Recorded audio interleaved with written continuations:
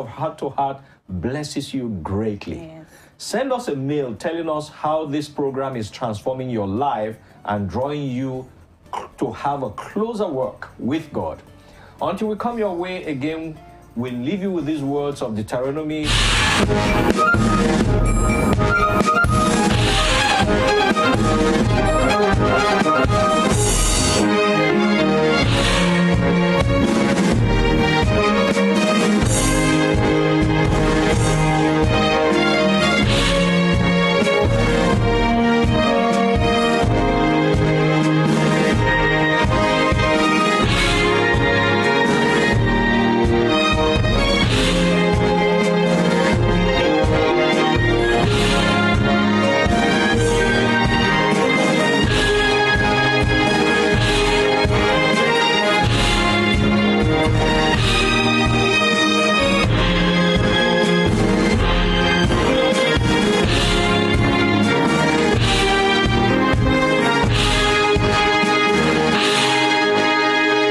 Western Spring Television, ours it is.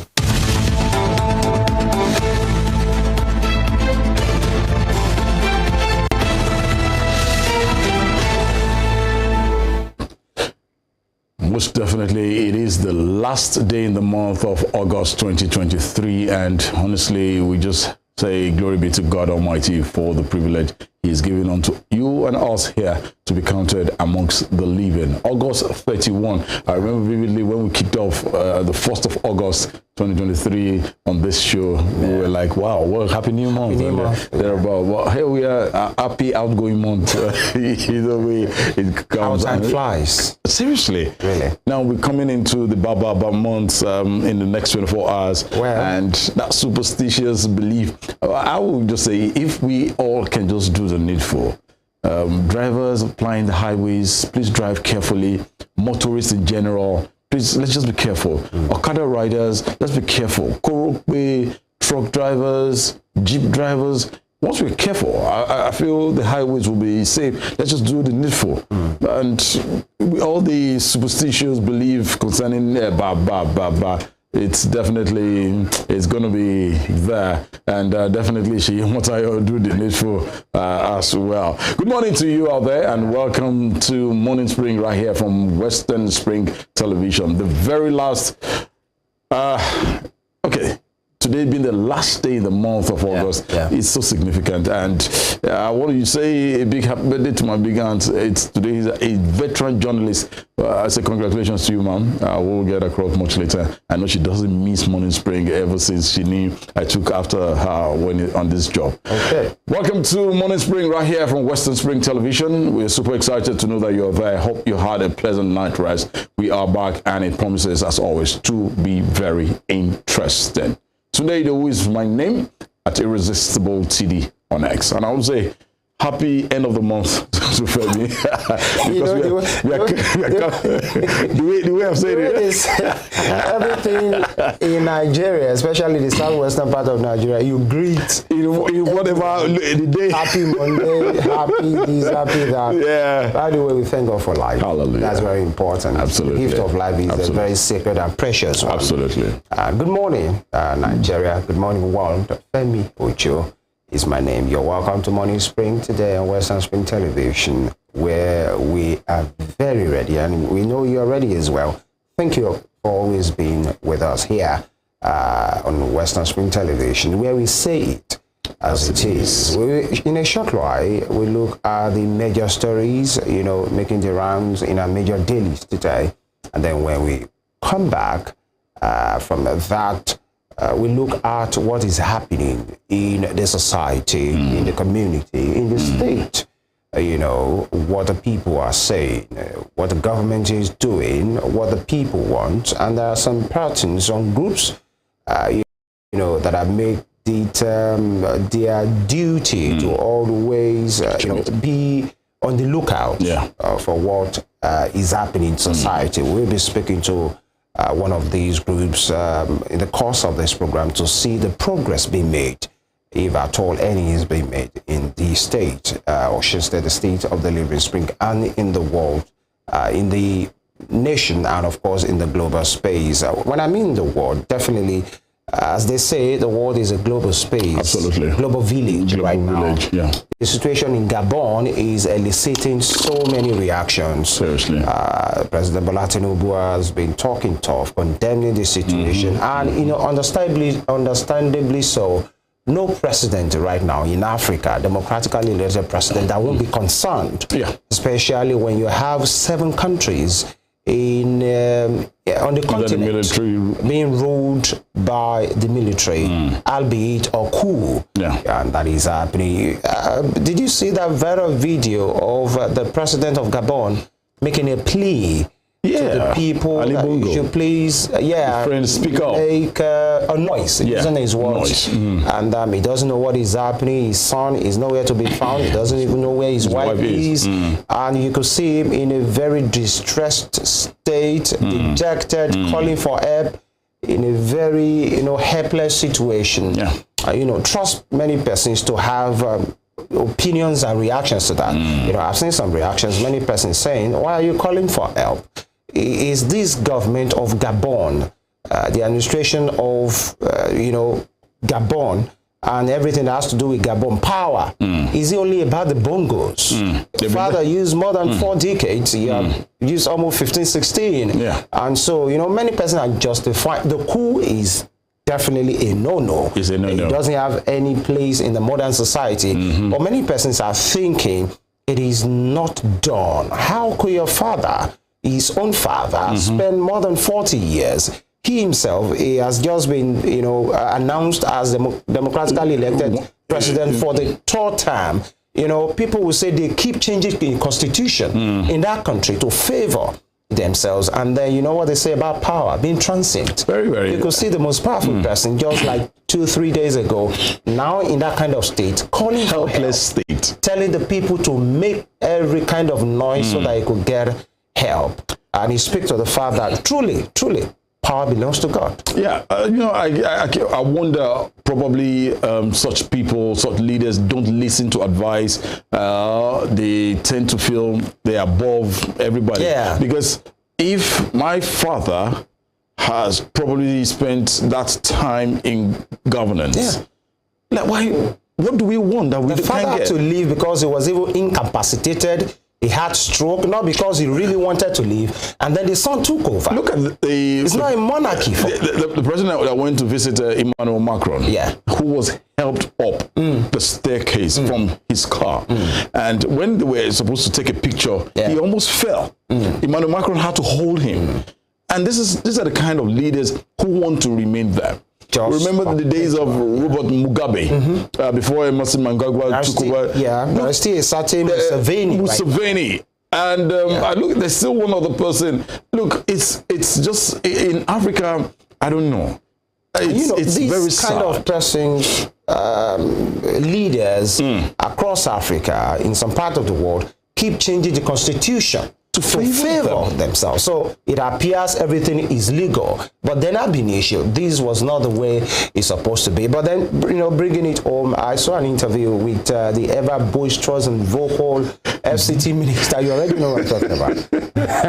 Yes, where it was asked, where do you belong right now? You know, is it PDP or APC, or are you scared that the PDP might move against you? And he told them, he said, I dare them. Let me see who is that person that will try that with him. You know, belonging to a party, and then you are serving in another government, and then you are told, how about if you are called to question, and then he dares them. So PDP has dared you to, you know, come up if actually you can't do that. But then in the middle of all this, as we usually say, let Nigeria breathe. Let the people be happy. Your politicking sometimes is none of our business. But then what it has to do with the betterment of the Nigerian people, for the general good and well-being of the people, then it's okay by us. That should be it. So Definitely, you know how we do it. And if you're joining us for the very first time, we'll go straight to the dailies. We'll check out some of the headlines making the rounds from the dailies, as Femi has rightly stated. Then the conversation itself will begin in earnest. Stay with us. It's still Morning Spring right here from Western Spring Television. We'll take a short break. When we return, we'll hit you with the days first.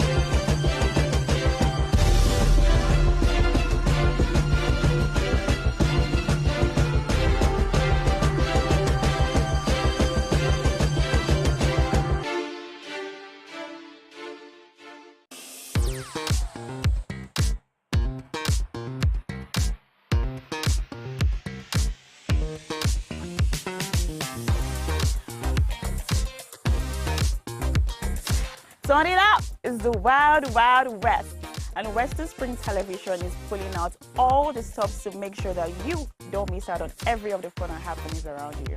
Yup, we've got you covered because your girls got all the juiciest tidbits and entertainment news from around the world. Cross over to the chocolatey side of entertainment. Join me, Chocolate Cassie, on Eccentric as we take you into every bit of the juiciest news, fashion, music, movie updates, and other trending conversations. Together on the show, we'll get personal with your favorite celebrities via phone call, Zoom, or even live here in the studio. Eccentric will be shown on your TV screen on Western Spring Television, channel 190, only on StarTimes.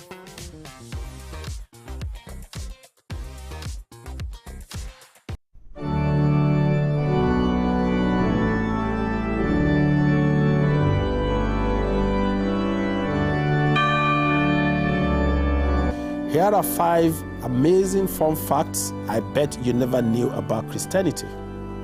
Number 1, there are over 2.4 billion Christians worldwide.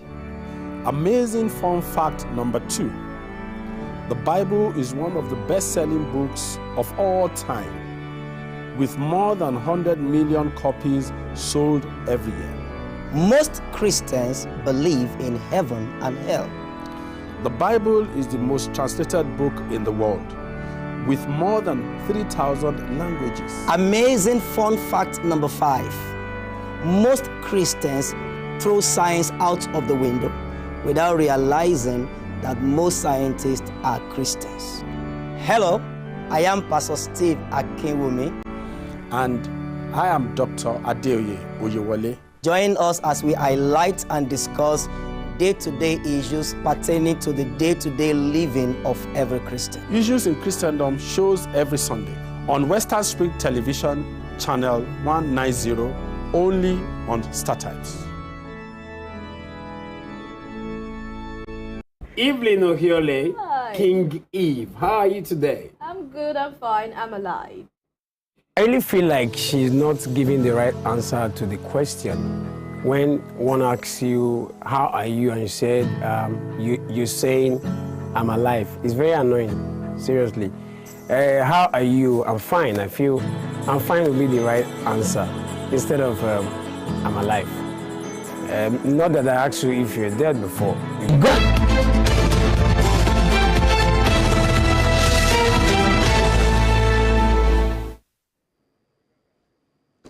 Welcome back. Thank you for being here with us. And if you are tuning in for the very first time, you are most welcome. Morning Spring is the name of the program, and the station is Western Spring Television. The dailies are with us. Let's check them out as much as possible. Let's just give you the headlines making the round from the dailies. I'll kick things off from the pages of the Punch newspaper. And you have the big bold caption there. It has to do with what is happening in Gabon at this moment in time. And you have that headline there. It says, UN, Commonwealth, others condemn coup. Tinubu warns of spread. The writers there that's associated to that story there says, power doesn't belong to barrels of guns. Contagious autocracy spreading in Africa. That's credited to Mr. President Tinubu speaking there.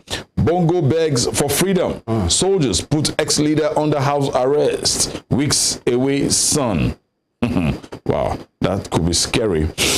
There is a picture there with the president with the group chairman, United Bank for Africa, and founder. That's Tony Elumelu Foundation. And you had him during a visit, to the State House in Abuja. We heard of that about 2 days ago as well. And moving further, NIN registration, federal government records 48% of monthly target. 48% of monthly target. If you have not done the needful, please let's do the needful at this moment in time. And moving further, Lagos Blue Line Rail begins operation September 4. I would really love to get into that rail line, that train, and to see what it looks like. And Kwakwanso still in NNPP. I don't know why I keep saying NNPC. NNPP, and that's credited to his legal advisor there. Moving over to the top strip of the same daily, Nolge urges Tinubu to probe LG allocation diversion. Other stories there, banks fire 110 top executives. Others, over 80 billion naira fraud. Can you believe this? 80 billion naira fraud. Wow. Vandalized pipelines. Marketers predict more fuel queues. You guys, stop scaring us. Please just find a way around this and do this and stop scaring Nigerians about increase and fuel queues, what have you. Moving to the bottom strip of the same daily, just as we reeled out during our introduction, looking at what the Mr. FCT, the Minister of the FCT said. Wike DS PDP says nobody can expel me. That's him, actually, not me. Obviously, you are not Mr. Wike. And the red strip there says, Ogun pastor sets lady on fire during special prayer. Literally? During special prayer. Setting on fire. Pastor sets lady on fire during special prayer. They probably need to burn out the devil in her. That's what I'm saying. Is that literally? Like literally? Yeah. Or the spiritual kind of fire? Obviously, literally. Yeah. It's a sad incident. As much as possible, as much as it isn't a funny situation, I wonder how people get into such hands. So many fake pastors. What has that got to do? What kind of deliverance? What kind of prayer? And then what transpired? Really? To the point at which fire. I don't really want to. I don't know. Let me just go on. The details should be there. Yeah, just find it. It's on page 4 of the Punch newspaper, and the last story making the round from the Punch newspaper. Cameroon Dam, FG's sets up temporary shelters in state. Thank you, federal government, for taking that decisive step, an urgent decisive step. I'll put it at that. That will be all from the Punch newspaper. All right, straight to the Nigerian Tribune. The Nigerian Tribune for this morning, for today rather. Gabon coup. Rule of law must not perish in Africa, Tinubu says. Yeah. That's true. That's true.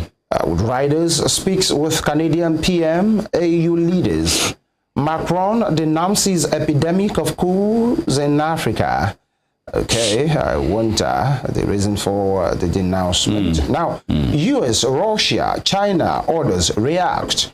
And on the page 6, military detains Bongo son, names Nguema, Bongo's cousin, as a transition leader. So it's not still far away from the family.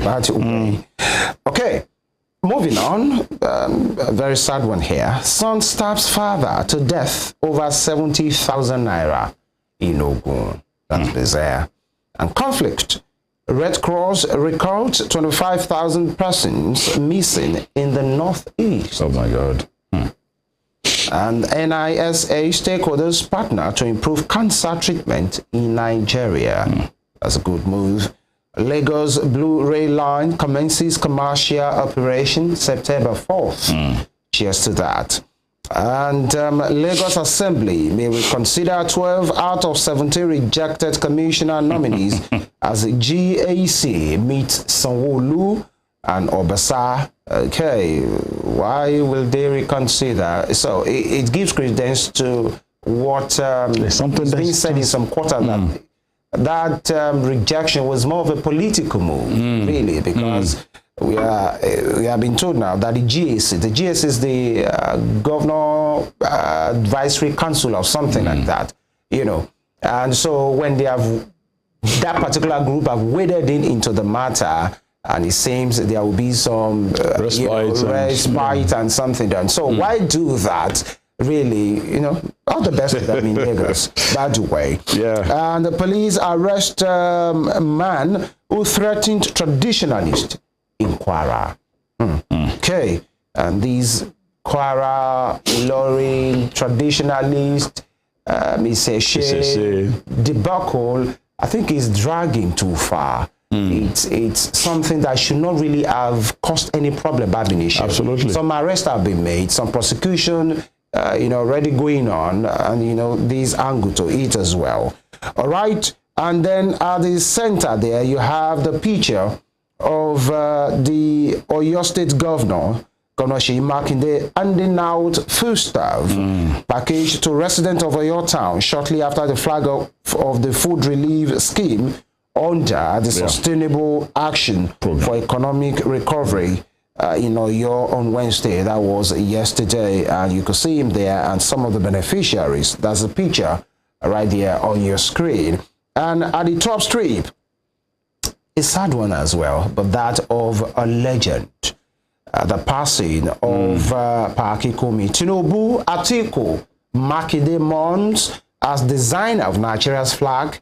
Akikumi dies at 87. Wow. You know, heart and prayers, thoughts with the family of Akikumi. That is one man, or was one man now, who, you know, laid his mark on the sand of time. Forever. It can be cleaned up. His name can never be erased. That's the man who designed the white-green flag that Nigeria has, you know.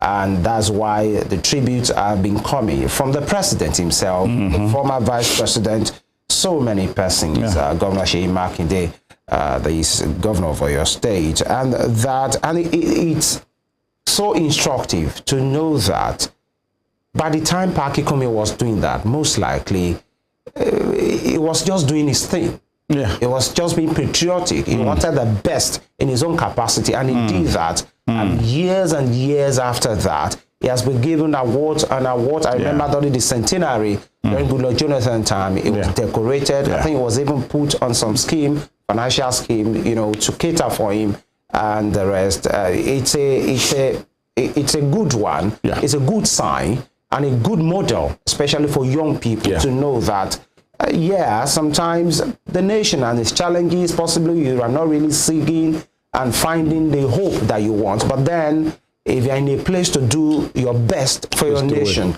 please make sure you do that. And that is all on the Nigerian Tribune for today. Quickly, check out some of the headlines as well, making the round from the Nation newspaper for today. And just as we rolled out, virtually all the papers carry that big bold headline there. Tinubu, world leaders, UN, AU, EU reject Gabon junta. And there is a writer there, says 6 African coup, deeply concerning. What African president should do. That's an editorial, a write-up by Oyebode Keshi Ogunsanwo. And wow, it's really, really saddening. And if you want to actually get the statistics of Gabon, it's just there, just below that rider there as well. All right, moving further on the bottom strip here.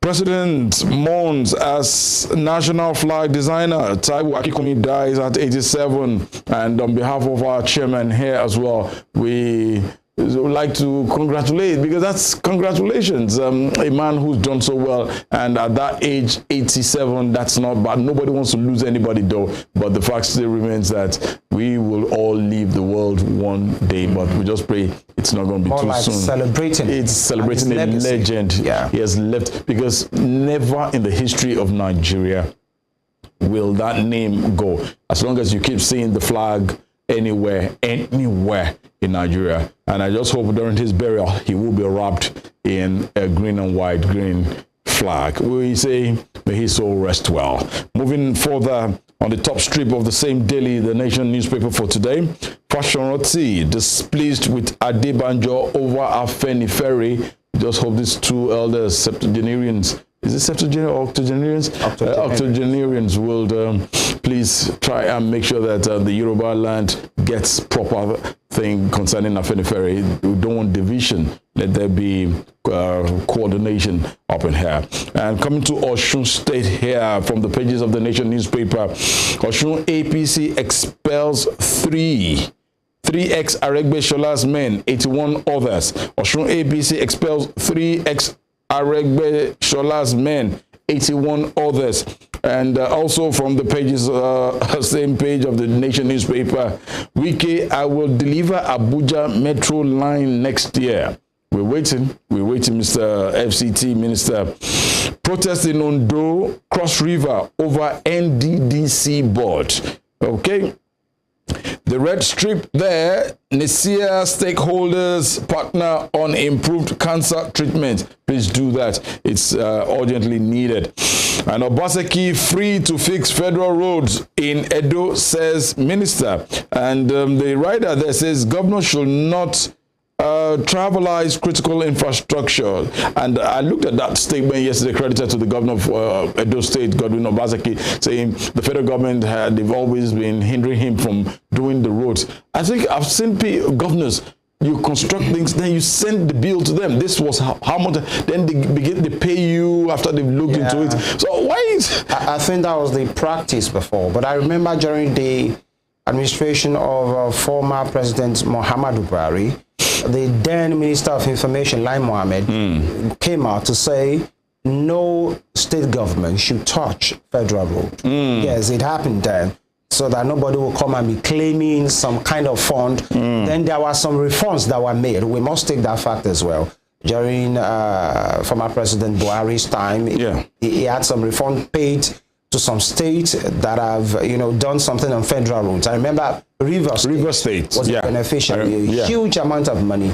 Even the River State governor then, Nyesom Wike, applauded the government at that time. So there was that instruction, or, I wouldn't call it an order now. Maybe that is what we wouldn't know. Maybe it's just the Muhammadu Buhari administration, or it's a government thing. But being that it is as it might be, or as it may be, the Nigerian people just want good roads. Absolutely. It doesn't matter who is doing it. So in as much the Minister of Works now is saying, you can please go ahead. So Governor Obaseki and all the other governors, please go ahead and do the needful. At this point in time, Our guest is ready, and there has been quite a whole lot that has been stated by civil society organization concerning the distribution of palliatives that kicked off in Osun State yesterday. There's been talk, there's been reactions, and we will get clarity from somebody who is actually a part of that program, who will really give us clarity as to what exactly is going on. How did it go? What should we be looking out for? He will be with us in the studio, and in the course of the program, we will be joined via Zoom as well by one of our other guests to really look at what this stands and what the people of Osun State stand to gain concerning this palliative. But 36 years ago, there was this picture, there's this newspaper comparing what it looks like today and what it looked like 36 years ago. There you go. Throwback Thursday. It's a Throwback Thursday, the Guardian of August 31st, 1987. Wow. August 31st, 1987. Look at the color. I think that's the late Oladipo Dia there. It was during the launching of the MAMSA campaign at the Nnamdi Azikiwe Stadium, Enugu. The acting governor of Anambra State, Colonel Mufutau Rufai, inspects a locally made craft of the Project Development Institute. With him is Brigadier Oladipo Dia. Of course, with the bold headline there, government may earn 2.5 billion naira from maritime trade yearly. As of 36 years ago. 6 years ago, you know. And fluid makers seek fiscal protection. And institute to enlighten the public on aviation.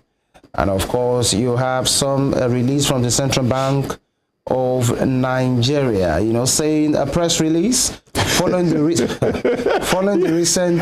deregulation of interest rates. This deregulation, it's been there. The Central Bank of Nigeria wishes to announce that discount rate on the 110 million Nigerian Treasury certificates to be issued on 3rd of September 87 is 15% and not 11% as earlier published. These announcements supersede our publications in the national release of Thursday, 27/8/1987 from the Central Bank of Nigeria. 36 years ago. Exactly. Ago. By the way, that release from the Central Bank, let me reiterate, possibly for somebody that just tuned in now, was from 1987. Not now. So not now. So that you don't have, you know, talking about records, talking about history, talking about media, publications. You know, 36 years ago, this was when this was done. Churning out information on information. You know, the good thing is the newspaper is still around. Absolutely. Right now. So cheers to them. And it's a Throwback Thursday. Let's get to talk to our guests. The conversation is next, right here on Morning Spring from Western Spring Television. Please stay with us.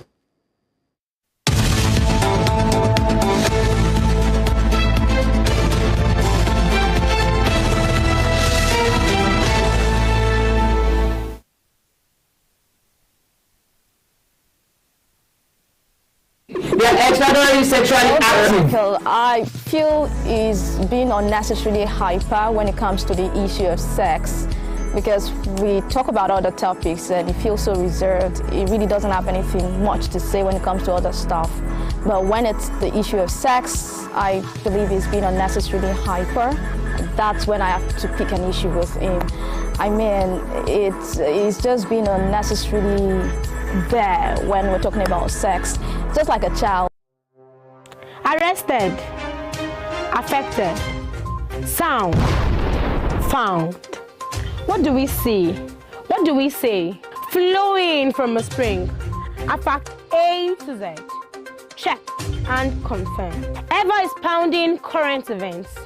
Traveling down from the business gist to the globally arising happenings, to the sports news, to the bittersweet infos. Guided transmission, even diffusion, vast and fast. Detailed facts are fled. Within seconds, nuggets of words that flew across borders are fired. Stories short and long, wrapped in bundles of words, broken and dissected as it is, except misheard. This is the news as it is.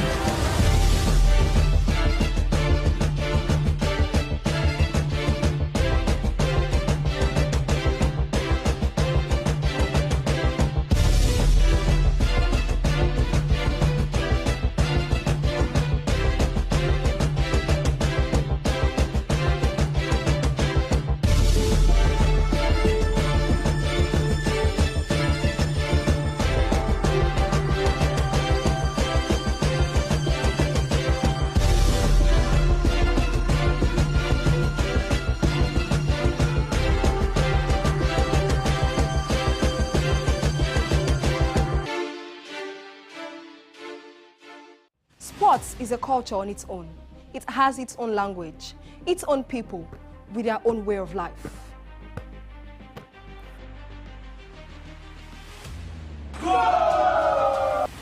The world of sports is never void of actions, stories, dramas, and scandals. I guess you need a sports show that can walk the walk and talk the talk. On this show, we answer all your sporting questions. The whens, the whys, the wheres, and even the what ifs. Sports Spring is that show that will give you that new lease of life you've been looking for in sport journalism. Join me, Joseph Atewe, And your sports Amazon, Nengi Ernest. on this station, Western Spring Television, channel 190, only on Star Times. Let's talk sports. Let's speak the most universal language of the world.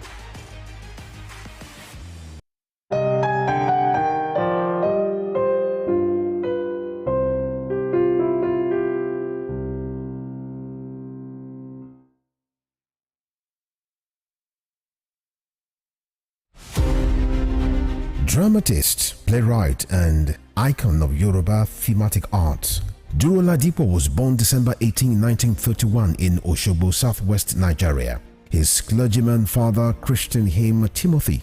His other names, Duro Dola, Duro Shomo, Duro Rike, reflected his persona and the circumstances that surrounded his birth. The legendary stage actor had in several public fora identified himself as one of the greatest abikus born to die in this world. Family records reveal how he was born and died 13 times. The intertwining names he bore thus lent credence to his spiritism. Duro Ladipo was one of the best known and world-acclaimed Yoruba dramatists to emerge from post-colonial Africa. His notable works Obakoso, Obawaja, and Moremi took him beyond Africa to several parts of the world. By the time Duro Ladipo died on 11 March 1978, the Nigeria's first cultural ambassador had acquired a towering image as an artist whose works adorned the frontage of Trenchard Hall, University of Ibadan. Western Spring Television identifies Duro Ladipo as a major character in history. Fumilayo Ransom Kuti was an educationist and advocate of women's rights. She was recognized for her vitriolic comments against colonial policy of taxation as it affected the Nigerian women. Bere, as fondly addressed by her women followers, Fumilayo championed the initiation of universal adult suffrage, which gave an unprecedented leeway for women to contest elective offices and power to exercise voting rights. Married to a foremost educationist and teacher, Israel Oladotun Ransom Kuti, the first president of Nigeria Union of Teachers, Fumilayo Ransom Kuti was the mother of children who inherited her spirit of activism. Olufela and Be Kololari, the former, a renowned musical legend. She was the first female student of Abeokuta Grammar School and the first female to own and drive a car in Nigeria.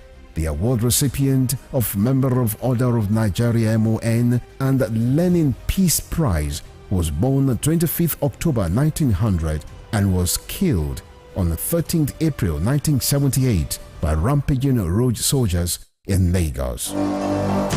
Western Spring Television identifies Fumilayo Ransom Kuti as a watershed character in history.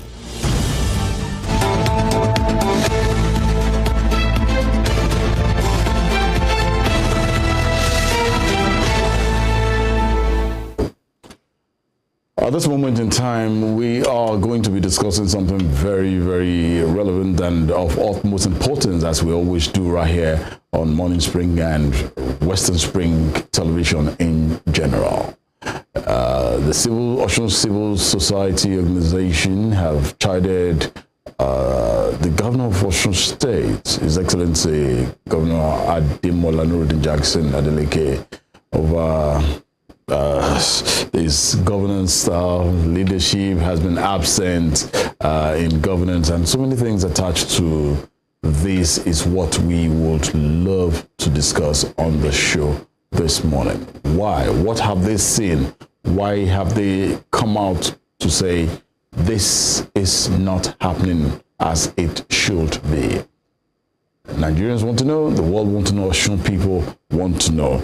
Joining us on set at this moment in time is the Secretary of Civil Organization, Osun Civil Society Organization. The Secretary, I'd like to welcome Mr. EMMANUEL OLOWU to the show. Mr. EMMANUEL, thank you for joining us and good morning to you. Good morning, sir, and thank you for the privilege given to us to be here this morning. You're welcome. Yes.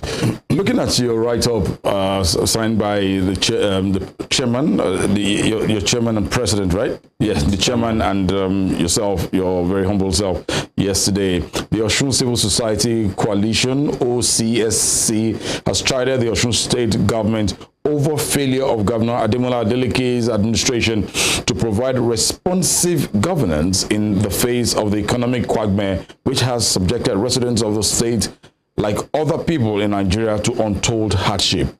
OCSC, in a release signed by its chairman and secretary, Wahid Lawal and Emmanuel OLOWU, respectively accused Adeleke's administration of being directionless and unorganized in addressing issues that are of importance to the welfare of the people. It's a lengthy read, but obviously you're here. You can tell us what exactly this means, why this letter, what have you seen, and why have the civil society, Osun State Civil Society Organization, come out in their own field that this government is directionless? Now, good morning once again. I think it is very, very important that we state it very clearly. Yes. That what organization and what governance should be, it's about doing the correct thing. I always feel bad when I see people in government, when I see government not doing things the way it is expected of them. When the issue of palliative came in, let me start from there. Okay. When the issue came in, what is expected of the government is for him to be able to organize every structures of the state, to be a part of the community that is going to oversee the distributions of this palliative.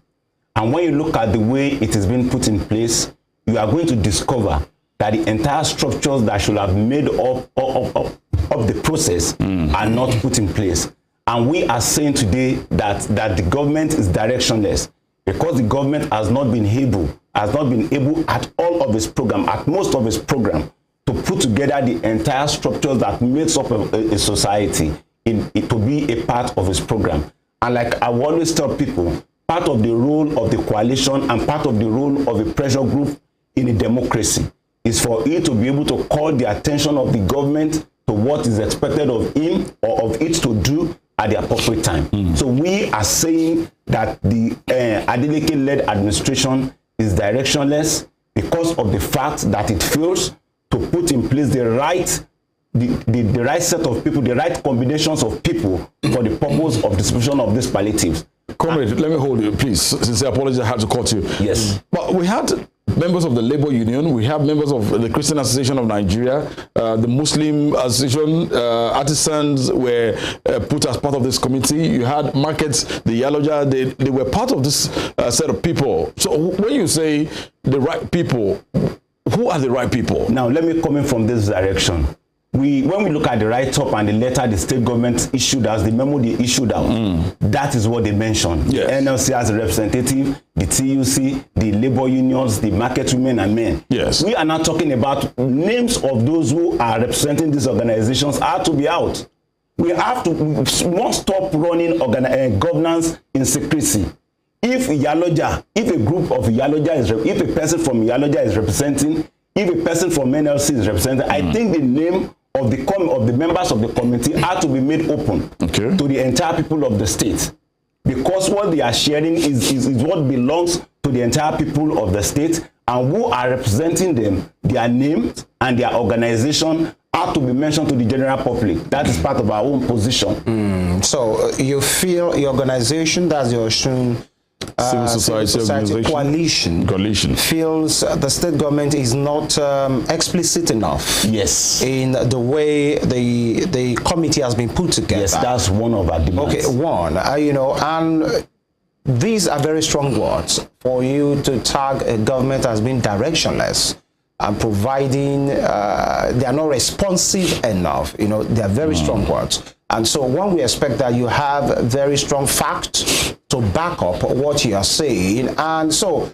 just like my colleague asked, what will make for you, what will make a good structure in, you know, coming up with a committee like that? Because yesterday we had a representative, you know, from the government here who spoke to these things and said these persons were represented, and now you are saying if they have been said to be represented, their names are not known. Yes. According to you. Yes. Are not published. Yes, are not published. Have your organization made efforts to the right quarter to demand for the information? Now, let me start from this position. We said that the state government is directionless. We are not just coming out to the fact. In what form? I'm coming. Yes. We are not just coming out to say it is not directionless without facts. Okay. I want us to firstly, I don't want to deviate, but I would like to deviate a bit. When the issue of social register came up, that the federal government said they should go and create a social register in the state, and part of what we expect as an organization was that the state government will have come up with a way at which the social register is going to cut across the entire structures of the state, so that we can have a clear picture of who to be in the list of the social register. But as we are speaking today, the Osun State government has not been able, for the past a month plus or 2 months, that they had a meeting in Abuja telling them to go and create a social register.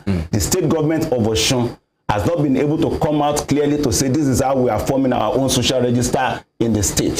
So if we are coming to say the state government is directionless, we know what we are saying, because it's a combination or compilations of the past actions of the state that makes us to arrive at this point.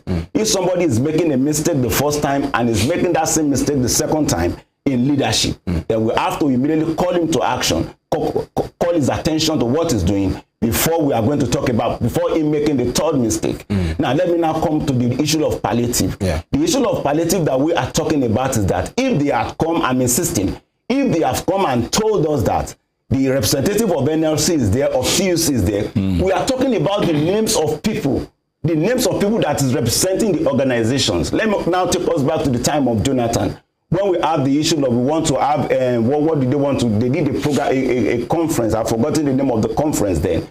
The names of every person that was representing organization, anti-confab then.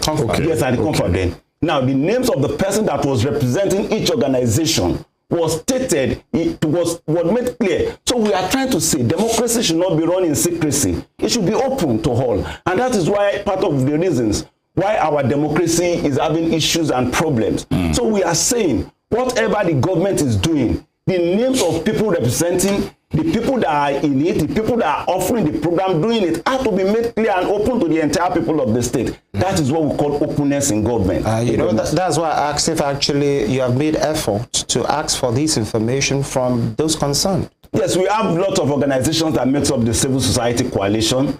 who had written to the state government, who have asked. I mean the coalition itself. The coalition itself. Now, let me now give an explanation about what the coalition represents. The coalition, the Osun Civil Society Coalition, is a combination of lots of organizations in the state, which their umbrella body is the Civil Society Coalition. So when an organization like, maybe I'm citing an example, like Committee for the Defense of Human Rights Signature wrote a letter and it's not getting reply from the letter he wrote, if people in the Civil Society Coalition, as on personal basis, relate with people in government and tell them, no, this is how things should be done, and they are giving stories and they are not doing it in the right way, what do you expect? So that's you are saying maybe, or let me ask I'm saying, what I'm saying is that people have in one way or the other asked the government, called the attention of the government, that this is how things should be done about this palliative, and the government is not responsive. Where was this letter written? The letter from by the CSO to the government seeking this information. Thank you. No, like the introduction took that I am the secretary of the organization. Yes. What I'm trying to make us understand, I'm not having documents here, I should have presented it. We have organizations who have written in making demands for this, and the replies have not been gotten. That is what I'm saying. Because I was called early this morning to be here, I would have come with papers.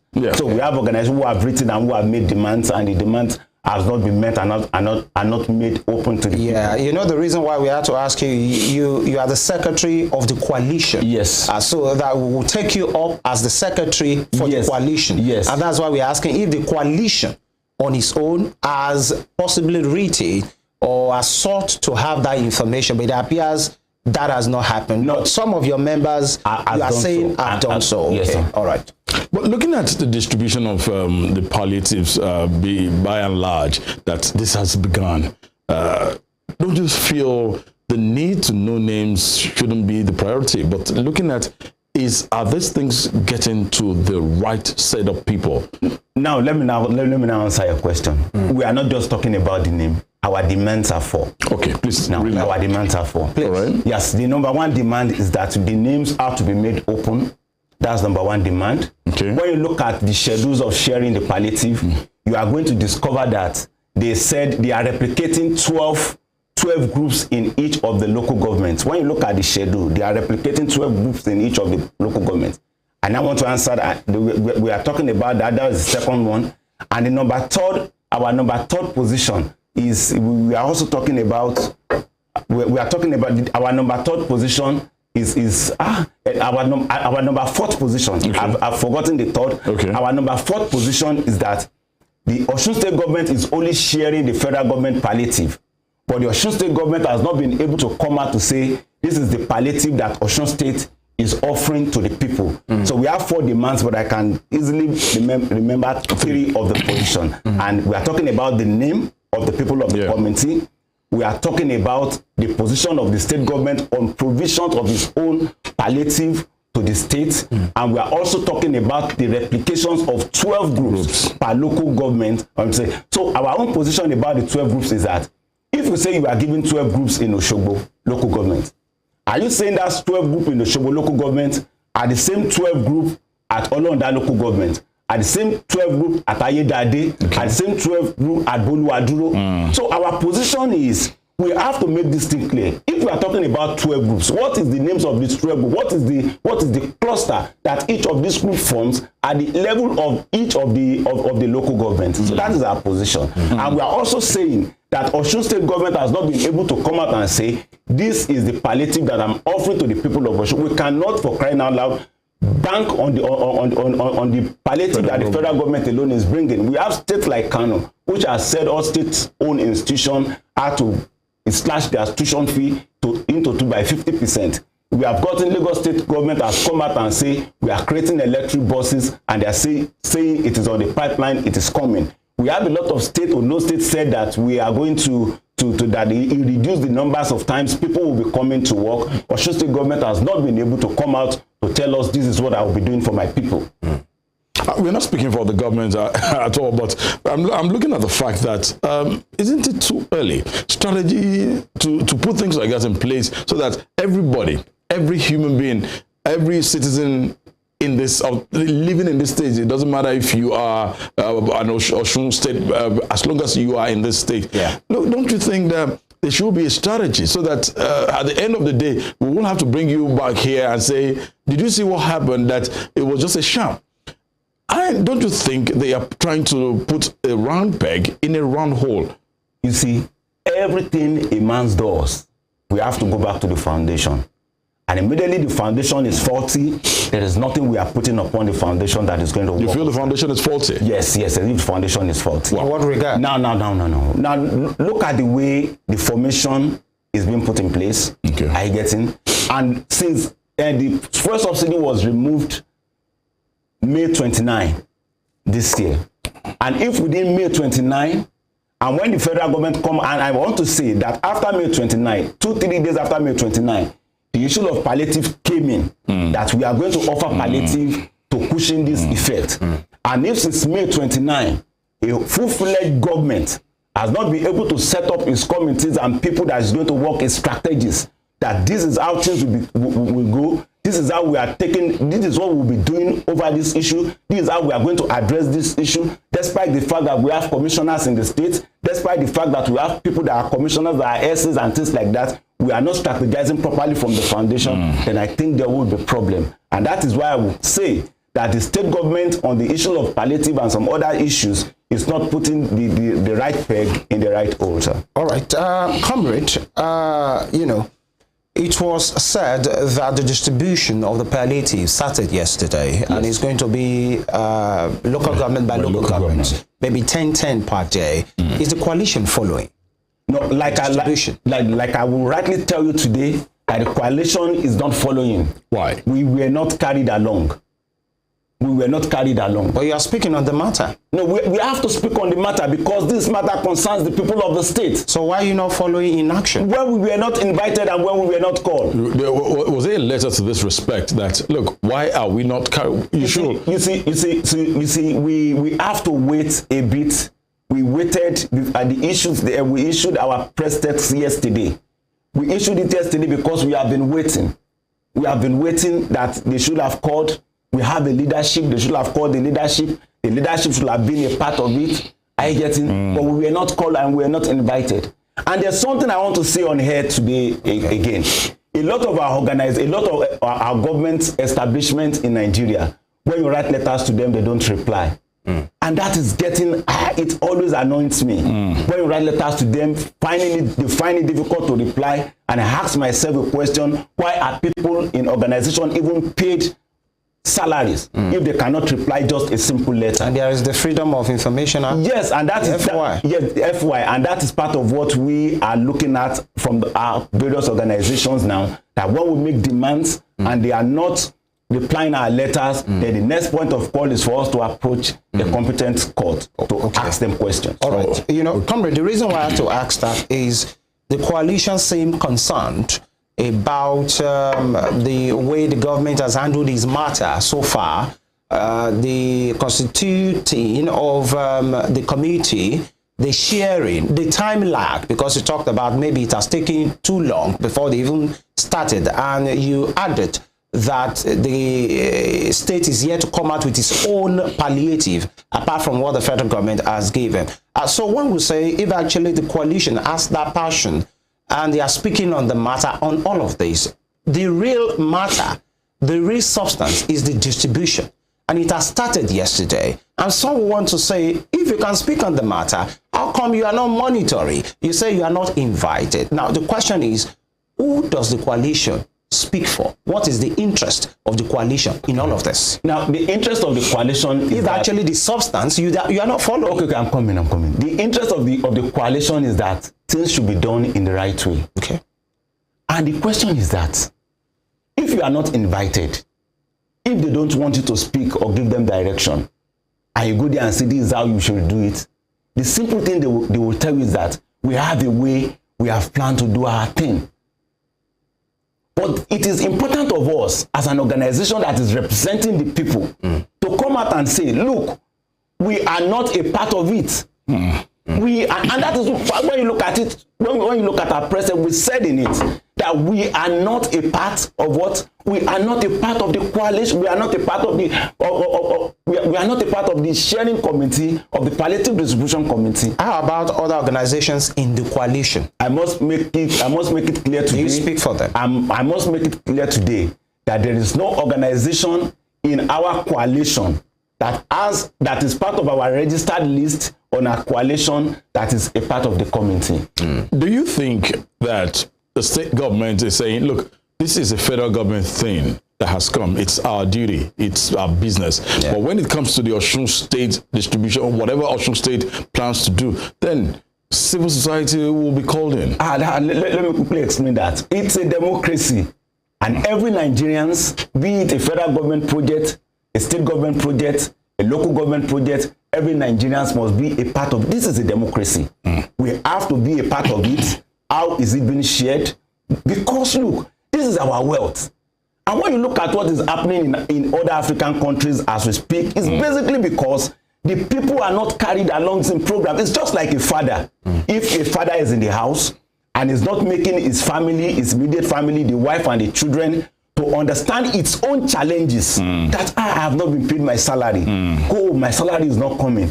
Oh, the salary we got this month, the way the expenses, paying school fees, after payment there is no food. If the father is not making the wife and the children to know, and the father is only struggling outside and not making them have a clear indication of what is passing through, there will be a problem in the family. All right. Comrade OLOWU, you are the secretary of the coalition. Yes. And if, one would naturally think and say, if actually your coalition was invited to be a part of the committee, you can only advise. You can't give direction, because the right to how the thing will be shared belongs to the state government. But in as much you are invited, if I may, please hold on, is you can advise, definitely, because it's a prerogative of the government. The federal government handed it over to the state government, and so definitely it's okay for them to seek for advice and then for how things will go. And secondly, again, don't you think, is it compulsory that the state government should work with your coalition? How about if they are working with other civil society organizations? One would want to naturally ask. Now, let me start with this. Your first your questions falls into two categories. The number one category is telling us about if we are a part of the coalition, we cannot give directions, but we can only advise. Now, let me explain that to you. Because the federal government didn't hand it over to the coalition? Yes. The federal government did not hand it over to the coalition. And what role is the coalition playing? Okay. The role the coalition is playing is the role of a pressure group in a democracy. That's right. And that is part of what I want us to firstly know. And if we had been a part of the committee, I think what we would have done, it's not just an advice. You see, when they are saying this is how we want to do it, as a civil society organization that understand where the people that are suffering are, I must say it categorically that as organizations who have been participating in civil society programs, who have organizations that falls on different structures that has a lot of thematic areas or specialty. We have organizations who understands where the people who are suffering, the people who need these palliatives are. We have them. So in a committee, we have to make it known to them, this is how it should be done. And whatever it is being arrived at in a committee will be binding on every members of the committee. Now, when we set up a committee, the state government said, this is how I intend doing it. And everybody in that committee said, no, if we do it like this, it will fail. If we do it like this, it will fail. Let us go by this direction. Let us go by this direction. Then every one of us will have a house and a team and will be able to forge our head into the right direction. And part of what we are saying is that in a democracy, everybody, every organization that makes up the status of that community, of that state, have to be carried along. I want to ask us a question. There is no unit of Osun State today that does not have a representative that should represent him. And our position, I'm insisting, the name of those who had represented the organization had to be made open for the entire people of the state. The second question. And the second question is talking about, I forgot. If actually the state government is working with other pressure. No. Let me say it. Let me say it. As far as Osun State is concerned, and as far as Osun Civil Society Coalition is concerned, organizations that works with Osun civil society coalitions, we know them very clearly. That first that submitted their leadership under the umbrella of the coalition, we know them clearly. There are no others that don't belong to the coalition? I don't know. I cannot speak for them. But as for me, as for the organizations that has placed its leadership under the directives of the coalition, we know them, and none of them is part of that committee. Okay, you know, that's why I had to ask that question. Yes. Okay, like it's... yes, and what also... Like, is it a must that they must work with the coalition? No, let me tell you. If they say it is not a must to work with the I'm asking you. No, look, if they say it is not a must to work with the coalition, it is no problem. But what we are saying, and it is not mandatory. Okay. But what we are saying is that whatever the state wants to do in a democracy is not a military government for crying out loud. All right. Our position is it has to be made open. Yeah. And that is, you see, look, that should be the beauty of democracy. Everybody has to know, every citizens have to know, every person in the state have to understand the program of the state. You see, in leadership, you cannot just come and say, I want to build a house here now. When the entire people in that community does not appreciate that house. So the first thing is that a serious government have to firstly see that I want to build a house. His first mission must be, how will I convince the entire people around there to appreciate the house that I intend to build? So that they will all look at a way of protecting the house from falling in the process. Thank you. Comrade, be that as it may, the CSOs, OCS, those have not been put in, they've not been called to be a part of this distribution. But for government, whoever's in charge, one of the three basic things they must do, the welfare of the citizens, security and health, these are very, very needed things. And at this point in time where the economy isn't too fabulous for us generally, the government have decided to look, let's cushion this effect. They are there already. Don't you think we should give them a thumbs up for doing that as at when due? Not that they've decided to keep these goods inside one warehouse where it probably will rot away. You see, let me firstly correct an expression. Okay. And the expression I want to correct is for us to feel that governance or government is poor. I always feel bad when I hear the word, when we are passing through these hard times, that government is poor. I hate that word. No government should come and tell me that they are poor. That's number one part of it. And the number second part of it, I think it's referring to the people. To the people, not government. Not government. Okay. No, the not situation government. of the nation. Now that they decided they've moved. Okay, we are talking about the situation of the people. Yes. And that we ought to have given the government a thumb up. For at least. They've not gone to keep all those 6,300 bags of rice. They decided, like, okay, get it to the local government. No, wait. Let us come like this. All right. Come like this. We are not saying the federal government, from the onset, part of us, we are saying no to the removal of fuel subsidy. Okay. But when it has come to stay, the issue of palliative has come up. And some of us are even still saying that the distribution of all these things cannot take Nigerian to anywhere, that we cannot just become a consuming nation, that just consume every of the resources that comes in, that some of us are still saying no to it. But as a result of the fact that we are now in it and it is ongoing, the next point of call is that every stratus of the community has to be carried along in the distribution of this palliatives. Right. Now, Osun State government, if we are to give a thumb up, we are to give a thumb up to the federal government in Osun for at least sending these bags of rice to us to share amongst the people.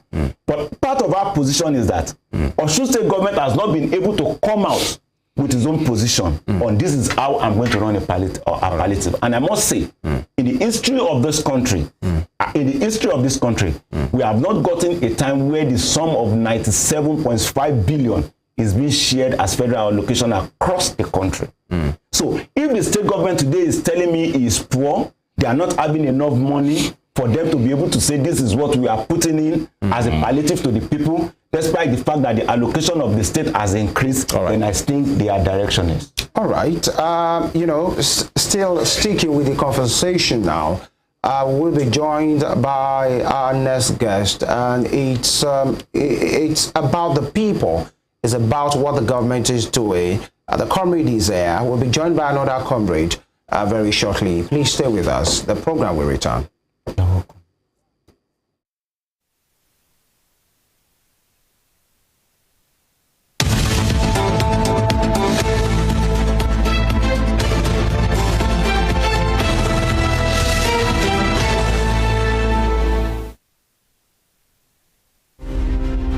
Healers Olayinka Herbert Macaulay, politician, nationalist and journalist, was the first Nigerian to qualify as a civil engineer, surveyor and architect. Born on November 14, 1864, Herbert Macaulay was the founder of Nigeria's National Democratic Party, the first political party in pre-independent Nigeria. Scholars of Nigeria's political history describe Herbert Macaulay as the intellectual bulldog of 19th century Nigerian nationalist movement, in the deference to his qualities as founder and leader of two foremost political parties, Nigeria National Democratic Party (NNDP) and National Council of Nigerian Citizens (NCNC). His matchless versatility in party organization and control kept the British colonialists on their toes in the entire span of his active life. After his death on 7th May 1946, Herbert Macaulay remains a hero of his country, which recognized his anti-colonial struggles. Today, Nigeria's 10 naira coin bears his oval face and trademark moustache. Western Spring Television identifies Herbert Macaulay as a major character in history.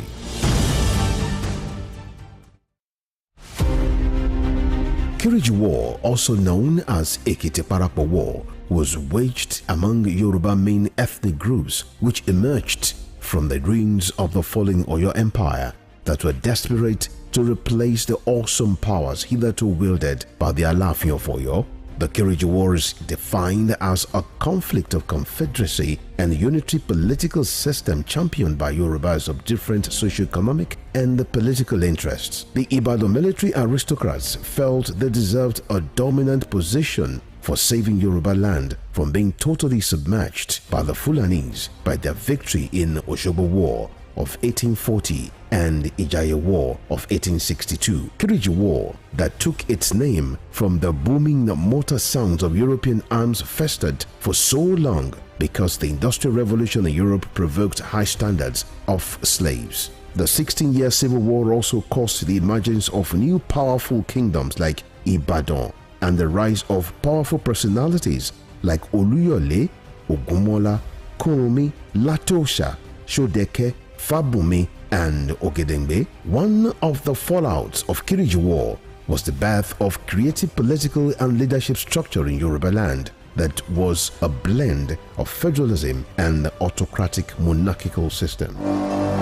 Western Spring Television identifies Kiriji War as a watershed event. The Korean War of 1950 to 1953 pitched North and South Korea against each other in response to intrigues by nations beyond their border with different interests from those canvassed by the two brother nations. The Korean War had all the nuances of an external conflict induced by powers that were interested in subjugating North and South Korea. Japan had leveraged on its military power to annex Korea in 1900 and imposed a military union that did not sit well with the citizens. Japan not only lost its war of conquest against Korea, all its powers were obliterated by the effect of the World War II. The end of World War II got Korea divided into two nations along 38th parallel lines by the instrumentality of the United States of America and the Union of Soviet Socialist Republic. The Korean War lapsed into a Cold War when it stopped the prying eyes of external forces into the internal affairs of a nation now divided along its north and southern territories. Western Spring Television identifies the Korean War as a major event in history.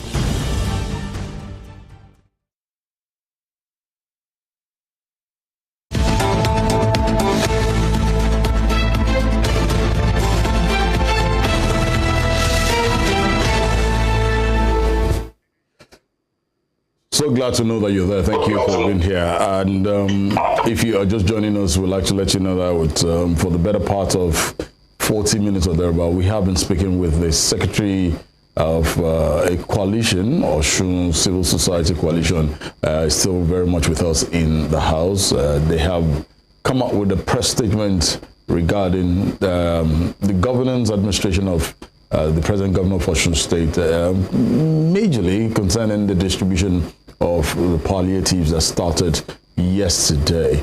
And they have not, the coalition hasn't been too pleased about the fact that they weren't involved in this, and they feel it should be a round peg in the round hole. They have spoken about the fact that what are the names of those who have been put in charge of this distribution, the various set of people, the labor unions, the artisans, and you have the market leaders as well. You definitely they definitely want to know who are this set of people. They made their point clear, they made their views clear as well. But joining us as well via Zoom at this point in time is another comrade, and it's another man who is well known and human rights activist, and also he is a journalist as well. Comrade OLOGUN is on the line this morning. Good morning, comrade. Thank you for joining us. Good morning. Thank you for having me. You're welcome. Good. And let's just get on with the show at this moment. Comrade, what's your take concerning the distribution of the palliatives that started, the federal government palliatives? Let's put some clarity up in here. The federal government palliatives that came into Osun State, we heard that 6,300 bags of rice grains had been sent into the state, and the distribution started yesterday. Are you monitoring this? What do you know? How well do you know? What is it that the people need to know more? Are you satisfied with what has started? Well, thank you very much. And my greetings to the Secretary of the Coalition, Comrade OLOWU, right seated in the studio. I'm listening to his line of thought, and of course, in line with the question you've just asked me, if I tell you I'm pleased, I'm not pleased with the way the state government is going about the palliative issue. Not pleased because it is IDOWU, but because they are taking the people of the state for granted. They are taking the people of the state for a ride. They are showing in secrecy what is meant to be in the open. I'm part of the Civil Society Coalition, and we raised 4 germane questions in the press statement that was issued yesterday. You will recall that before now, the state government has practically ordered the provision made by the federal government. At the point when all the states, as a matter of fact, the Secretary of the Governors Forum made clear that all the states of the Federation have been given 2 billion naira out of the 5 billion naira promised by the federal government. Osun State government denied that they had not received the money, only to turn around the following morning and claim that they just received it. I don't know, maybe it was overnight before that statement was made. I don't know. But then, so far so good. The state has received 6,300 bags of rice. And except the fact that the people are making noise, organizations were demanding, perhaps the state government would still have eaten this bag of rice somewhere. At the point we're even hearing that they intended to rebrand, or of course that has been put at bay now. But you begin to wonder, why would the state government hide palliative due by the federal government, claiming that it was waiting for a balance? You make do with what you have. Perhaps if there has not been the case of looting of warehouse in Bayelsa, maybe, just maybe, Osun State government might not have looted up to do the needful. Perhaps what happened in Bayelsa will push them to see what they have to do, and hoping that what happened in Bayelsa and what happened in the Ensa base in Osun will not repeat itself. But then we are here. They decided to distribute the palliatives, 10 governments per day for 3 days. And they released a template which our organization cited. And in that sharing formula, which the document that they made available, which is going to be the guideline for their sharing, 2 things beg for questioning. Number one, somewhere in that release, somewhere in that document, they wrote that 12 organizations will be the channel through which these palliative will be shared. The question we're asking is, it's not enough to tell us we're using 12 organizations. Mention what these organizations are. Who makes these organizations? And what is the criteria of choice? What criteria were used in choosing these 12 organizations that will be used as channels to distribute this palliative? Now, the name of the 12 organizations. What happens to any of those 12 organizations that is represented at the state level, but they do not have a replica of it at the local government level? For example, I'm just assuming because I don't know. Let's assume, for example, that you are saying that you want to make Osun Civil Society Coalition or Civil Society Group in Osun State as part of the distribution channel, maybe one of the 12 groups. Civil Society Organization in Osun operates on two bases. Number one is our operation as an organization at the state level, which is not replicated at the local government level. The other part of our operation is organizations. So if you are sharing to local government, where we don't have membership, where we don't have structures, what happens to what belongs to civil society groups in those local governments? They end up in the hand of politicians. So we're asking, give us the name of the 12 organizations that are being used as channels for distribution and the criteria for choosing them. And in an occasion where any of those organizations is not represented at the local government level, what will be the intention? What will happen to the pitch that is meant for such a group? Also asking that, look, the federal government is the one that has made available this palliative of rights that you are sharing. What exactly is Osun State government doing to alleviate the pains and the suffering of the people? We can take the example. On your state, beyond the rights that was given by the federal government, on your state will begin their own palliative sharing today. They decided to add beans, they added vegetable oil, they added some other food items which they are distributed, 10 kg of rice, 5 kg of beans, a liter of oil, and a few other things. But in Osun, you are limiting palliative to just rice provided by the federal government. What is the state government doing? What is the state government offering to the people? Palliative from the state government. Kano State, for example, decided to cut the payment of school fees across all the state-owned institutions by 50%. So that parents can bridge, so that parents can have the wherewithal to pay the school fees of their children as soon as they resume in the coming session by September. 50% cut off. In Osun, we're asking, what is the state government doing to alleviate the suffering of the people? In Oyo State too, they are in Lagos State, for example, they are expecting electric buses, which will make life easy for people by which they can pay a token to transfer themselves from one point to the other. What is Osun State government doing? It's on record that in the history of Osun State, Osun State has never received allocation as much as has been received by the present administration in the last few months. That's from May till now. There are months that Osun State government received over 3 billion naira as allocation. So you cannot tell us we're poor. If the federal government is offering rights at 5 billion, out of which you have collected 2 billion, what exactly is the state government putting down as measures to alleviate the suffering of the people in the name of palliative and beyond the federal government offering? That is number two. The third question we're asking is this. As a state, there is no reason why things should be shrouded in secrecy.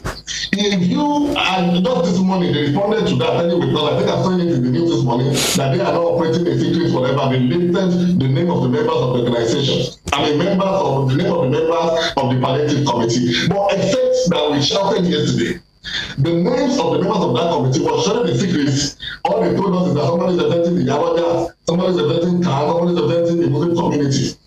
Who are these persons? What is their pedigree? What is their link to the people? These are the questions that beg for answer. So if you ask me if I'm pleased with the palliative mayor of Osun State, no, I'm not.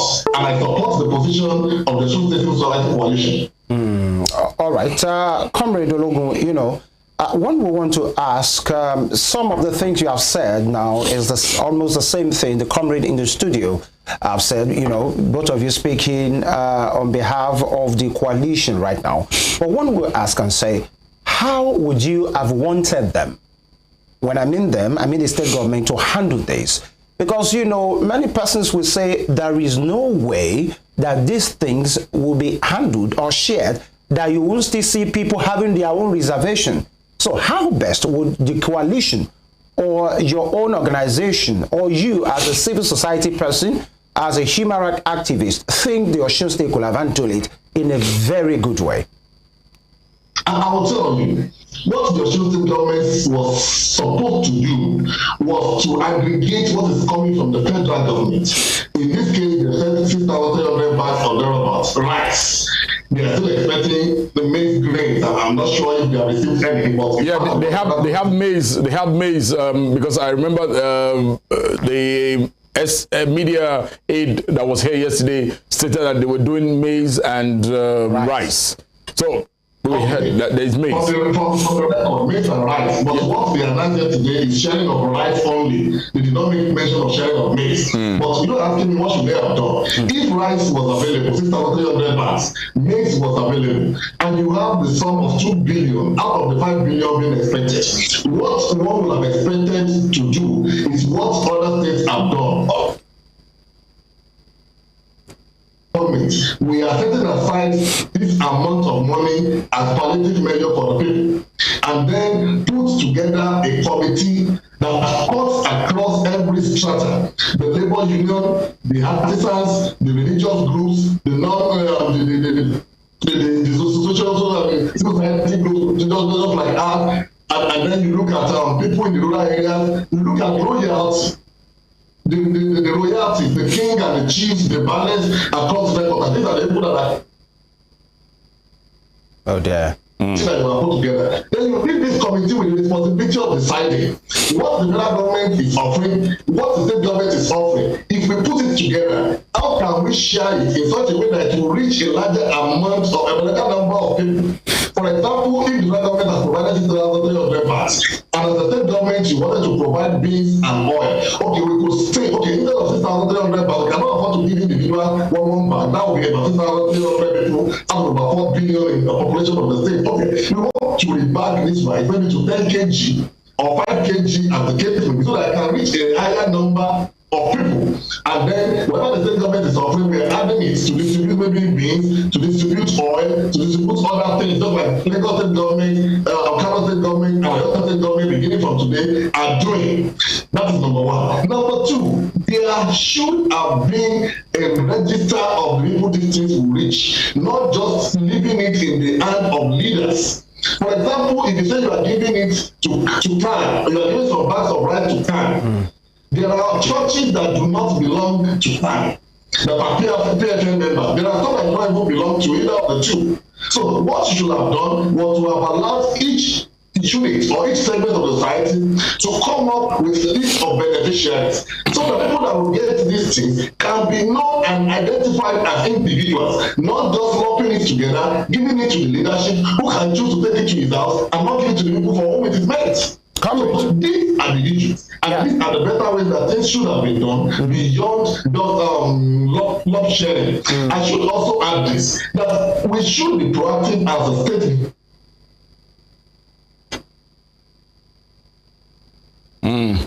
I think we're trying. We will see if we can still join Comrade OLOGUN. Okay, great. Okay, after the amount of food you can give to people that can last them long enough for sustenance. So as you are thinking of immediate relief, you also should be thinking of what is the long-term thing that can be put in place to alleviate the burden of the people. For example, about the 5 billion naira that you are expecting, you could decide, oh, as a state government, we want to provide buses. We should be proactive. Students are resuming by next week or the upper week. So you should be thinking, how can we alleviate the problem of the parents as soon as the students resume? How can we help them with transportation of their kids? Oh, we are running out of buses that can pick students from one point to the other for free or at a very small amount of money. That will lessen the pain of the parents, and that can cut across. You can decide, oh, we want to make Osun the hub of electronic vehicles. We want to put up an assemblage in Osun State whereby vehicles can be converted from PMS use to electric use or to gasoline use or what have you. And thereby you will be drawing investment, you will be drawing patronage from neighboring states who will be coming to Osun, wherever you decide to put the maybe in Ife or Osun or wherever, to do or to take the services that you are rendering. That will not only make life easy for the people of the state, it will also generate revenue for the state because the neighboring states will be coming around to get involved in what put in place. Comrade. This is how a government yes, if I may butt in, you know, the last part of your thought talked about, you know, maybe assembling of vehicles, electronics, or one would say these are long-term plans. That wouldn't assuage the feeling right now. Those things will now come into place immediately, isn't it? And then you talked about, and then you talked about maybe having different organizations come out with list. Wouldn't that be cumbersome? Everybody coming with his or a list, or organizations with different kind of list. How will that work? You seem not to get me clearly. Okay. Those things will be distributed through the leadership of organizations.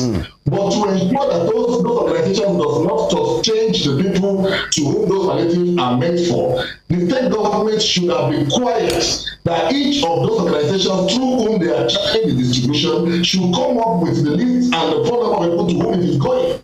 So that after the whole exercise, we can do an appraisal to know how many people have been reached and if properly the poor of the poorest were reached. And not a situation whereby you give 100 bags of rice to a particular organization, to a particular group. The leader of the group for reason best known to decide to hold everything or decide to say, oh, I believe that taking 20 bags, others to go and share what is remaining without allowing it to get to the proper people. That is the clarity I'm giving about that. And I made mention of even I was talking about conversion of vehicles from maybe putting up a plant where vehicles have been converted from PMS to gasoline or whatever. I said it. That these are long-term plans. As we are thinking of the immediate succor, as we are thinking of the immediate relief for the people, we also should be thinking in the long term. As we are distributing grain of rice, beans, rice, and water, those are immediate measures. But what can we do in the long term, maybe in the next 6 months or 6 years, that can turn Osun to a hub of productivity that will enhance the revenue generation of the state, and that can in turn impact positively on the life of the people? That's what I'm talking about. It's not just limit all our income to just solving immediate problem or providing palliative in the immediate. We should be thinking of things that also could put the state at a big advantage. Okay, Comrade, please just hold the line, and let me just come straight to Comrade, another Comrade in the house, Comrade OLOWU. As we coast home, what do you think Osun State government ought to do differently to at least get everybody smiling at this point in time? As much as, yes, let's the aspect that you guys, the coalitions, they weren't involved in the district. But what do you think Osun State government should do differently to cushion the effect of the removal of subsidy at this point in time? You see, the number one thing that we felt the state government ought to do is that the state government should come with his own position on what is willing to do to ensure that it contributes its little quota out of the funds he has gotten from the federal government on the issue of this palliative. We want to hear the position from the state government to tell us that's number one. Number two, it's the mode of sharing of this present federal government palliative. What we are saying is that, part of what we are also saying is that we don't want every of these materials to end up in the hands of politicians, and that is why we are also insisting that the social register. And when you look at the way the federal government runs it, the federal government firstly was talking about the social register when they went to the Abuja meeting. I've forgotten the person who headed the meeting. Osun State government has not been able to come out and say, this is how we are forming our social register. And I've never seen a society that will ever grow when we are not having documents, when we don't know our people who are passing through hell, who are passing through challenges. If we had created our social register the way and on the basis of the instruction of the federal government, I think by now we wouldn't be talking about where are we distributing it to. So part of what I am going to say as an individual is that even after, because by tomorrow the distribution will be over, and I think after tomorrow the Osun State government should change and see that the social register of the state is created. How are we now going to create our social register? The way we are going to create our social register is that we have to form a committee. And the numbers of people and organizations that ought to be in the committee, let me name it. The theologians ought to be there. The religious organizations ought to be there. The PFN, are to be there, the Muslim bodies are to be there, the traditional worshippers are to be included in the social register creation, and the political parties are to be there also. Every organization, civil society organization, NetNos are to be there, where all organizations are going to come together to define a way at which we are going to create our social register. When we look at the social register that was created during the time of President Muhammad Buhari, it was just an APC social register, which the present administration agreed that it is bogus and it cannot stand the test of time. So for us to be able to move forward in subsequent palliative sharing in Osun State, after tomorrow, the Osun State government should immediately see a way at which we are going to create our social register to cut across the details so that we can have the details of everybody. And I think the state government can easily work with the National Population Commission in the state. The National Population Commission in the state have to also be carried along, because the National Population Commission has the delineations, the demarcations of the entire wards in the state, and has some information about the COMRADE OLOWU, you know, ab initio, the palliatives definitely is meant for, according to even the federal government, the vulnerables, the poor of the poorest. So it has a targeted audience. But by the way, if you can do this for us in 30 seconds, for the coalition, what's next? Yes, for the coalitions, what's next? The first step is that we have made our position clear.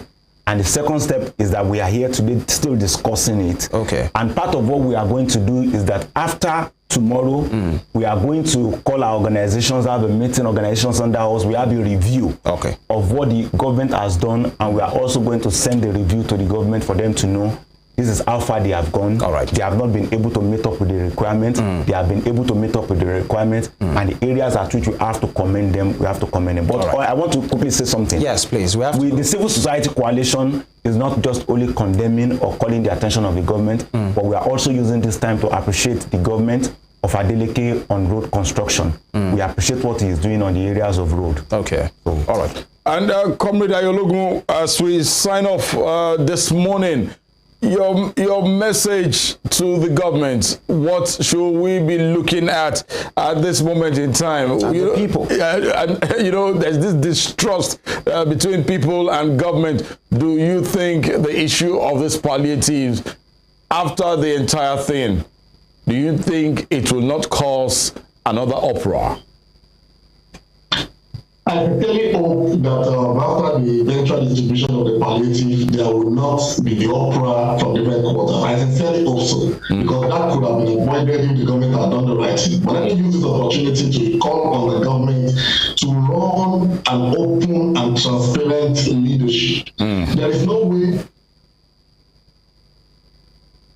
everything government should be shrouded in secrecy. They are holding whatever power they have in trust for the people. And when people make a demand to know what exactly is going on within government, it should be something that is available, because it's not a secret source. It is holding in secrecy, and it should so be offered. We'd like to thank you, Comrade Osun, for taking time out to be with us. As always, it's always a pleasure. It's always a pleasure. Thank you very much. Thank you. Thank you, Comrade OLOWU, the Secretary, Osun Civil Society Coalition.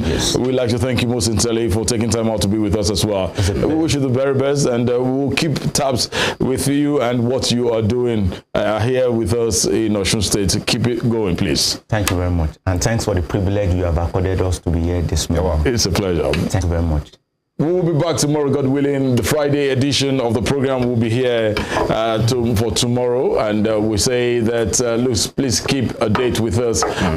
Tomorrow we'll be here, and we definitely will make it happen in the best of ways. It's going to be a Friday thing. It's going to be very, very interesting as always. Tunde IDOWU is my name. Thank you to the entire transmission team for keeping it real with us. See you tomorrow. All right, and that will be the size of the program. Thank you for joining us.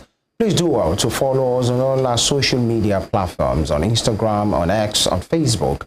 And of course, our YouTube channel is there, well running. Definitely, we are live right now. You can have a recap of this program as well every morning on Morning Spring on Western Spring Television, the station that says is as it is. We'll be back tomorrow. But before we go, let us appeal to the people especially as these items are being distributed. Please take it easy. We've spoken to the handlers, do it with conscience, but then let the people take it easy. There is no need for stampede. There's no need for fighting. Please, let's take it easy. May Osun prosper. May all our states prosper. And God bless Nigeria. Femi Ojo is my name. Enjoy the rest of your day. Bye-bye. Good morning.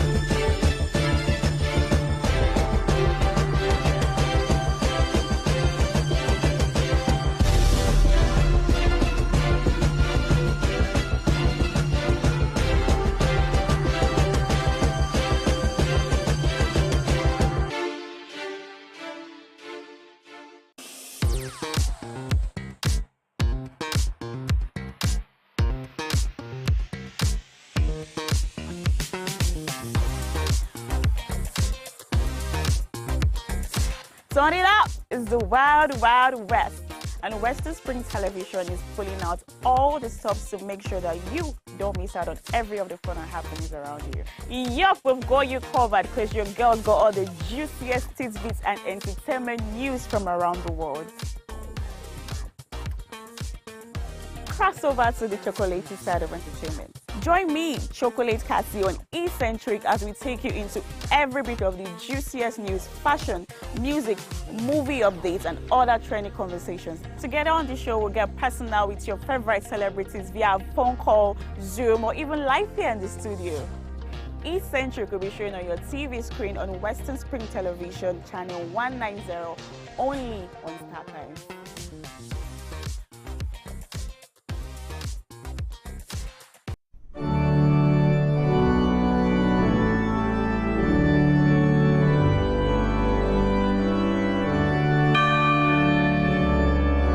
Here are 5 amazing fun facts I bet you never knew about Christianity. Number 1, there are over 2.4 billion Christians worldwide. Amazing fun fact number 2. The Bible is one of the best-selling books of all time, with more than 100 million copies sold every year. Most Christians believe in heaven and hell. The Bible is the most translated book in the world, with more than 3,000 languages. Amazing fun fact number 5. Most Christians throw science out of the window without realizing that most scientists are Christians. Hello, I am Pastor Steve Akinwumi. And I am Dr. Adeoye Oyewole. Join us as we highlight and discuss day-to-day issues pertaining to the day-to-day living of every Christian. Issues in Christendom shows every Sunday on Western Spring Television, channel 190, only on StarTimes. Evelyn Ohiole, Hi. King Eve. How are you today? I'm good, I'm fine, I'm alive. I really feel like she's not giving the right answer to the question. When one asks you, how are you? And you said, you're saying, I'm alive. It's very annoying, seriously. How are you? I'm fine. I feel I'm fine will be the right answer instead of I'm alive. Not that I asked you if you're dead before. Go and check all these 14-year-old, 15-year-old, 16-year-old, everybody, they are extraordinarily sexually active. I feel is being unnecessarily hyper when it comes to the issue of sex, because we talk about other topics and he feels so reserved. He really doesn't have anything much to say when it comes to other stuff. But when it's the issue of sex, I believe he's being unnecessarily hyper. That's when I have to pick an issue with him. I mean, it's just being unnecessarily there when we're talking about sex. Just like a child, his mom just got him his favorite chocolate or ice cream, very happy, doing as though if he doesn't have sex for a day, he's going to die. When it comes to finance, women also support their husbands financially. You need me emotionally. You need me spiritually. Cassie is an amazing person, but I hate the too much attaché to that gender. I need you spiritually, I need you mentally. I can get these things anywhere with money. If you go by the topic was, who does marriage favors the most? You know how many jobless women they marry every Saturday? They are saying it favors you, favor. Are they vex so? Growing up, when I was in the world, we've heard of Who are you now? Well, MC Too Much said, he likes saying when I was in the world. And the last time I checked, well, it looks a bit innocent, facially, but deep down, is actually out of this world. We're all in the world now. As long as you're alive, you're in the world. So, MC Too Much, I beg you to talk about that. I don't want to hear that. Next time you talk about I kiss my words. I think they have a problem with you saying ladies are champion, and that's the problem. Always trying to attach too much importance to that gender. It's giving insecurity, it's giving low self-esteem, it's giving a blatant display of egoism. Because at the end of the day, a man who is secured in his worth, a man who is confident of who he is, will not really be disturbed as to whether women are being referred to as champions or not. I mean, at the end of the day, Joseph's a really great guy, but whether he likes it or not, women are champions.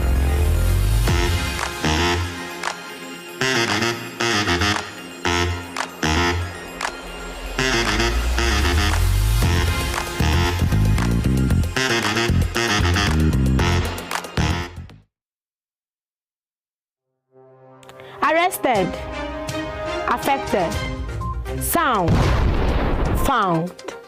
What do we see? What do we say? Flowing from a spring. A fact A to Z. Check and confirm. Ever is pounding current events. Traveling down from the business gist to the globally arising happenings, to the sports news, to the bittersweet infos. Guided transmission, even diffusion, vast and fast, detailed facts are fled. Within seconds, nuggets of words that flew across borders are fired. Stories short and long, wrapped in bundles of words, broken and dissected as it is.